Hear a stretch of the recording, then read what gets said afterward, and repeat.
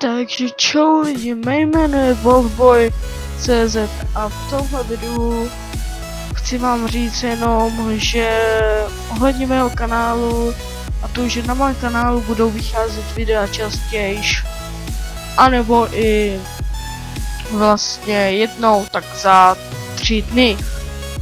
Na mém kanále můžete najít různá videa, třeba let's play, tutoriály, návody, novinky a více.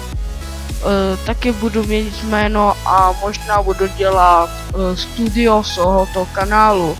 Kdo chce, aby byl studio z tohoto kanálu, tak ať se přihlásí dole do popisku a musíte splňovat podmínky a ty, že musíte mít funkční mikrofon, musíte mít originál Minecraft a originál MCP koupený normálně přes obchod Play a mít 14 roků a mít Skype, TeamSpeak, oficiální Facebook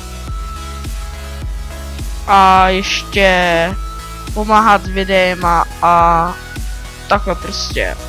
Jinak hledám i grafika, i když jsem já sám grafik, ale nemám čas si vytvořovat svoje intra, tak hledám grafika, který by mi vytvořil třeba nějaký super banéry, anebo prostě nějaký ty intra, outra a další.